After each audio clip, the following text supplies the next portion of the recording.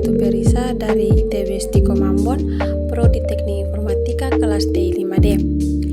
Tujuan saya dari membuat video ini yaitu saya akan menjelaskan tentang sistem kriptografi, penyadap, kriptanalisis, dan kriptologi. Sistem kriptografi. Kriptografi adalah ilmu yang mempelajari teknik-teknik untuk mengamankan komunikasi dan menyembunyikan informasi dari pihak yang tidak berwenang. Tujuan utama kriptografi adalah menjaga kerahasiaan, integritas, dan autentikasi data. Sistem kriptografi melibatkan penggunaan algoritma kriptografi dan kunci enkripsi untuk melindungi data. Beberapa konsep dasar dalam kriptografi melibatkan: yang pertama ada enkripsi. Enkripsi yaitu proses mengubah data asli menjadi bentuk yang tidak dapat dimengerti tanpa pengetahuan kunci enkripsi yang sesuai. Enkripsi dapat bersifat simetris atau menggunakan kunci yang sama untuk enkripsi dan dekripsi, atau asimetris menggunakan sepasang kunci publik untuk enkripsi dan kunci privat untuk dekripsi. Yang kedua ada dekripsi, yaitu proses mengubah data yang telah dienkripsi menjadi bentuk aslinya menggunakan kunci yang sesuai. Yang ketiga ada kunci. Kunci kriptografi adalah informasi yang digunakan oleh algoritma enkripsi untuk menghasilkan teks terenkripsi dan oleh algoritma dekripsi untuk mengembalikan teks terbaca. Keamanan sistem kriptografi sangat tergantung pada keamanan kunci.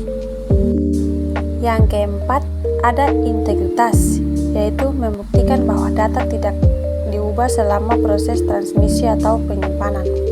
Yang kelima, ada autentikasi, yaitu memastikan identitas asli dari pihak yang terlibat dalam proses komunikasi. Beberapa jenis sistem kriptografi yang umum digunakan meliputi: yang pertama ada Advanced Encryption Standard, yaitu sebuah algoritma enkripsi simetris yang sering digunakan untuk melindungi data pada tingkat blok. Yang kedua ada Reverse Submit Element, yaitu sebuah algoritma kriptografi asimetris yang sering digunakan untuk enkripsi kunci publik, dekripsi kunci privat, dan untuk menyelenggarakan protokol keamanan seperti HTTPS. Yang ketiga ada hash function, yaitu digunakan untuk menciptakan nilai hash dari data yang dapat digunakan untuk memverifikasi integritas data. Yang keempat ada Transport Layer Security atau Secure Socket Layer, merupakan protokol keamanan yang digunakan untuk melindungi komunikasi data melalui jaringan seperti internet. Yang berikut yaitu sistem penyadap. Sistem penyadap atau sering disebut spyware merujuk pada perangkat lunak yang dirancang untuk memantau dan mengumpulkan informasi dari komputer atau perangkat mobile tanpa sepengetahuan atau izin pemiliknya. Meskipun ada beberapa aplikasi yang disebut sebagai penyadap yang legal dan digunakan untuk tujuan tertentu, sebagian besar penggunaan istilah ini merujuk pada perangkat lunak yang diinstal tanpa izin dan bertujuan untuk mencuri informasi pribadi. Berikut adalah beberapa karakteristik dan potensi dampak negatif dari sistem penyadap. Yang pertama yaitu pemasangan tanpa izin. Spyware dapat diinstal pada perangkat seseorang tanpa sepengetahuannya, seringkali melalui tindakan yang tidak disadari oleh pengguna, seperti mengklik tautan yang mencurigakan atau mengunduh perangkat lunak yang disamaratakan. Yang kedua yaitu pencurian informasi pribadi. Tujuan utama spyware adalah mencuri informasi pribadi seperti kata sandi, informasi keuangan, data penggunaan internet, dan informasi pribadi lainnya. Yang ketiga, penyadapan komunikasi. Spyware dapat memantau aktivitas online, termasuk pesan teks, email, dan aktivitas penelusuran web. Yang keempat, penurunan kinerja sistem.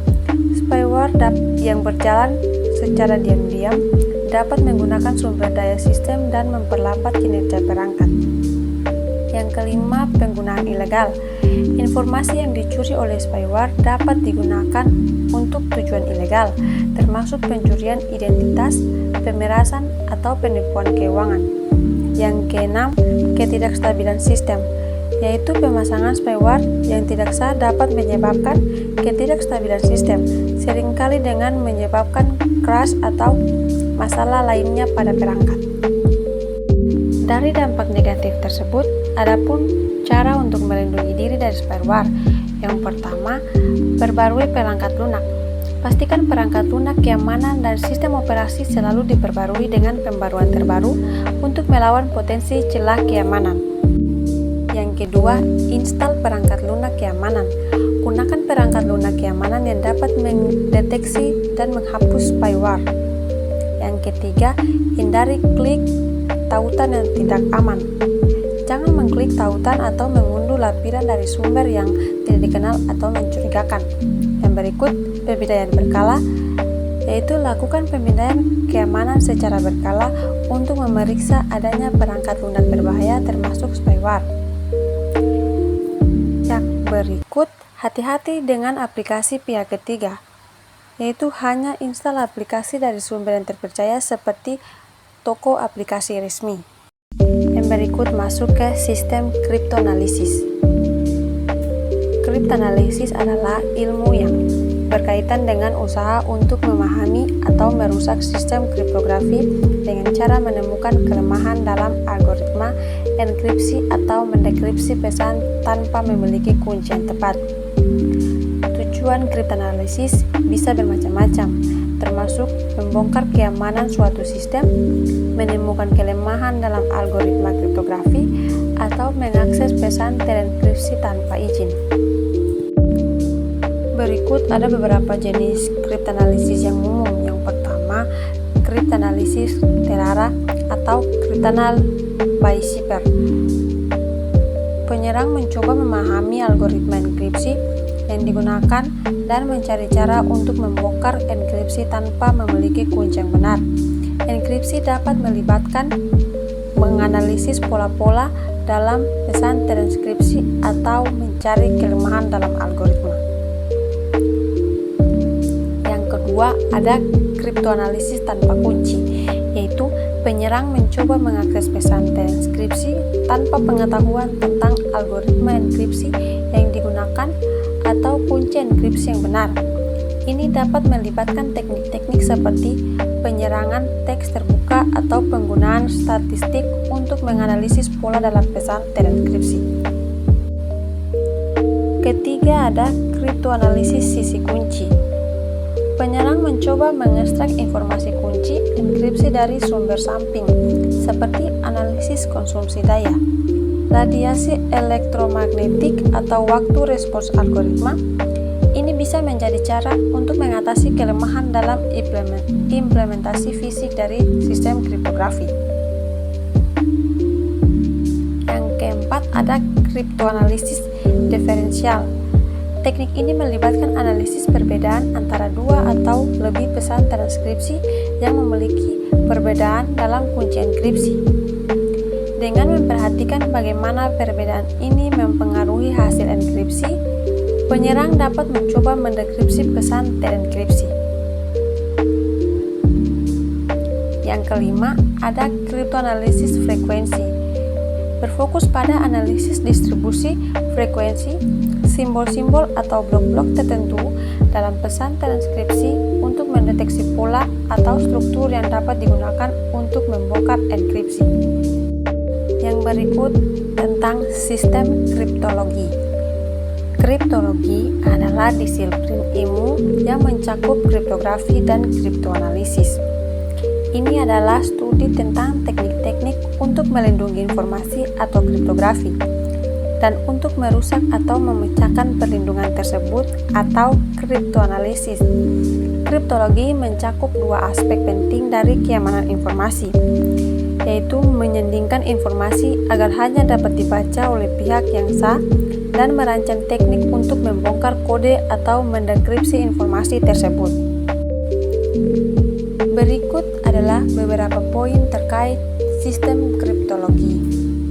Yang pertama, ada kriptografi. adalah cabang dari kriptologi yang berfokus pada pengembangan teknik untuk mengamankan komunikasi dan menyembunyikan informasi. Tujuannya untuk memastikan kerahasiaan, integritas, dan autentikasi data.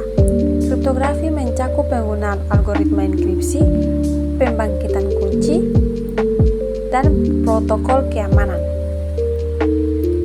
Yang kedua ada kriptoanalisis. Bagian dari kriptologi yang mencoba menganalisis dan merusak sistem kriptografi dengan cara menemukan kelemahan dalam algoritma enkripsi atau mendekripsi pesan tanpa kunci yang tepat. Kriptoanalisis memerlukan pengetahuan mendalam tentang kriptografi dan seringkali melibatkan teknik-teknik matematis dan statistik. Yang ketiga ada keamanan informasi. Kriptologi berperan dalam keamanan informasi dengan memberikan alat dan teknik untuk melindungi data sensitif dari akses yang tidak sah atau pencurian. Ini melibatkan pengembangan sistem kriptografi yang kuat dan tahan terhadap berbagai serangan kriptoanalisis. Yang keempat yaitu kunci kriptografi. Kunci kriptografi adalah komponen kritis dalam sistem kriptografi.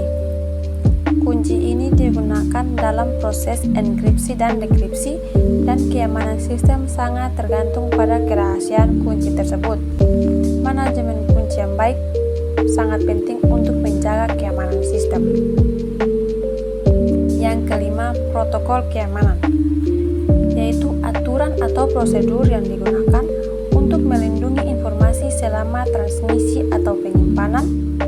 Protokol ini seringkali melibatkan penggunaan kriptografi untuk memastikan keamanan komunikasi. Yang keenam, yaitu evolusi teknologi kriptografi. Seiring berjalannya waktu, teknologi kriptografi terus berkembang untuk menghadapi tantangan baru. Dengan munculnya komputasi kuantum, misalnya, ada penelitian intensif dalam pengembangan algoritma kriptografi yang tahan terhadap serangan kuantum.